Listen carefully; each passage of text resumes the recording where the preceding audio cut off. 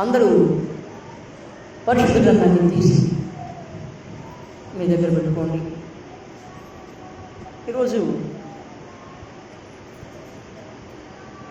పరిశుద్ధ గ్రంథం నుండి కొన్ని మాటలు మనం చూద్దాం.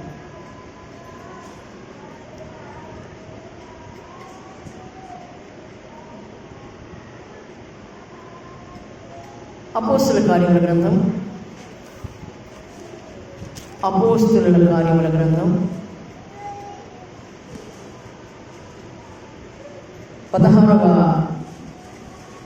అధ్యాయం 16వ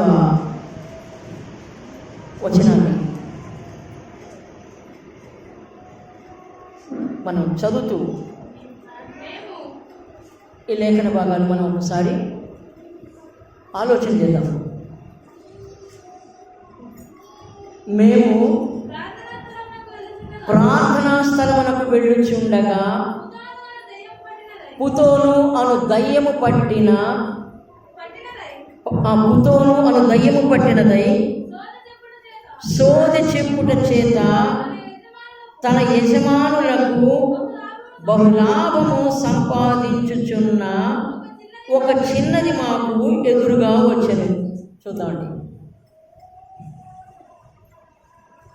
ఎక్కడ మీరు ఈ లేఖన భాగాలు చదివినప్పుడు మీకు ఏమనిపించింది? ఒకసారి ఏమనిపించింది? మేము ప్రార్థనా స్థలమునకు వెళ్ళుచుండగా. ఎక్కడ పోతున్నారు? ఎవరు వీళ్ళు అసలు? అమ్మా ఎవరు వెళ్తున్నారు?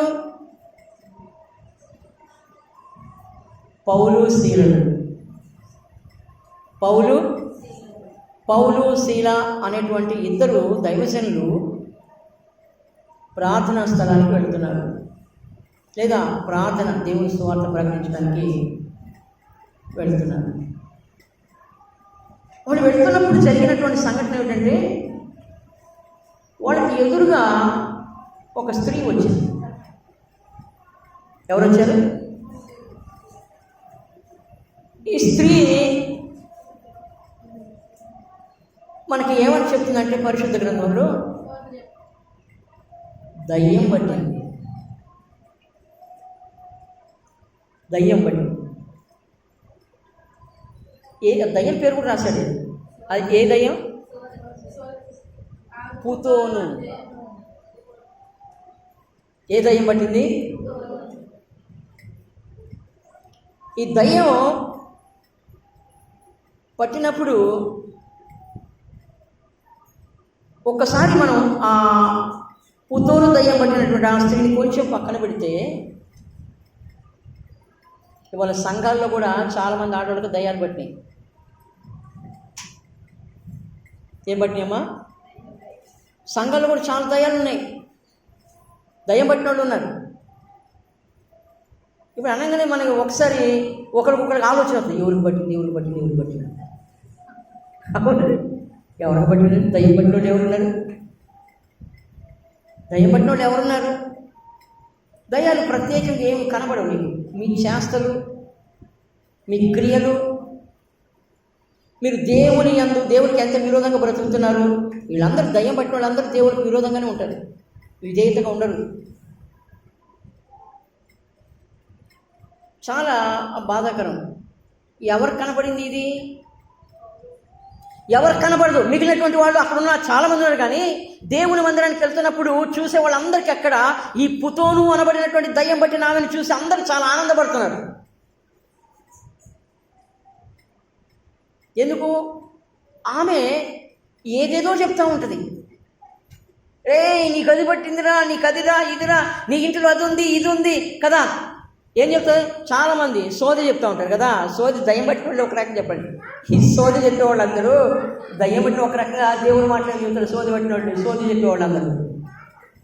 అమ్మా ఇవేం చెప్పిద్దంట? సోది చెప్పిద్ది. సోదే. మనకు ఉన్నారు సోది చెప్పేవాళ్ళు.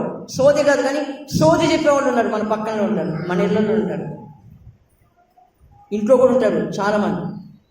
దయ్యాలు ఒక స్త్రీలకే కాదు, పురుషులు కూడా దయ్యాలు పట్టిన వాళ్ళు ఉన్నారులే కదా, లేరా అమ్మా? దయ్యాలు పట్టిన వాళ్ళు దేవుని మందిరానికి వస్తారా? కదా, రారు. ఈ పుతోను దయ్యం పట్టినామే దేవుని మందిరానికి వెళ్ళిందా? వెళ్ళలా. కాకపోతే దయ్యం బట్టి ఇవి చేసేటువంటి పని ఏమిటంటే, వచ్చే వాళ్ళకి పోయే వాళ్ళందరికీ ఏం చెప్పిద్ది? సోద చెప్తుంది. సోద చెప్పించుకునే వాళ్ళు కూడా ఉన్నారు ఈ రోజుల్లో. ఉన్నారా లేరా? ఒక్కసారి వదలండి, ఒక్కసారి కనుక వాడు ఇట్టా అనుకుంటూ వస్తే కదా, వాడు చూసి ఏం చెప్తాడు? ఈ ఇంటిలో ఉందే ఎలిసమ్మ గారు, ఉందే ఇంటిలో ఏముందో, మీ ఇంట్లో మీ ఆయన తాగుతాడా? ఓ ఎంత బాగా చెప్పింది మా ఆయన, తాగుతాను సంగతి దీనికి ఎట్లా తెలిసింది దయ్యానికి? కదా అంటారా లేదా? దీనికి ఎట్లా తెలిసింది? ఈయన కామన్గా జరిగే ప్రతి ఇంట్లో పురుషులు తాగుతూనే ఉంటారు. మీ ఇంట్లో ఆ కష్టం వచ్చింది, మీ ఇంట్లో శ్రమలు వచ్చినాయి, మీ ఇంట్లో ఆర్థికంగా ఇబ్బంది పడుతున్నారు, మీ ఇంట్లో అంటేది అంటట్లేదు, ముట్టట్లేదు, మీ ఇంట్లో అనేకమైన సమస్యలు వస్తున్నాయి. ఇవన్నీ ఎందుకు వస్తున్నాయి తెలుసా? ఇదిగో ఒక పని చెయ్యి, నాకు అది చెయ్యి ఇది చెయ్యి, నీ ఇంట్లో అయిపోతాయి సమస్యలు కూడా. బాబు మన ప్రార్థన పోయేవాళ్ళు ఉన్నారే పిచ్చి జనం, ప్రార్థన పోయేవాళ్ళందరూ పిచ్చి జనం అట్లా. ఈ దయ్యాలు పట్టిన వాళ్ళు ఉన్నారు, వాళ్ళని అంటున్నా. దేవుని మీద ఆధారపడకుండా, దేవుని సన్నిధికి రాకుండా దయ్యం పట్టినవాడు ఎట్లుంటాడు? ఒకసారి చెప్పండి, ఒక్క మాట అనుకున్నాం. ఎట్లుంటాడు దయ్యం పట్టిన? కదా,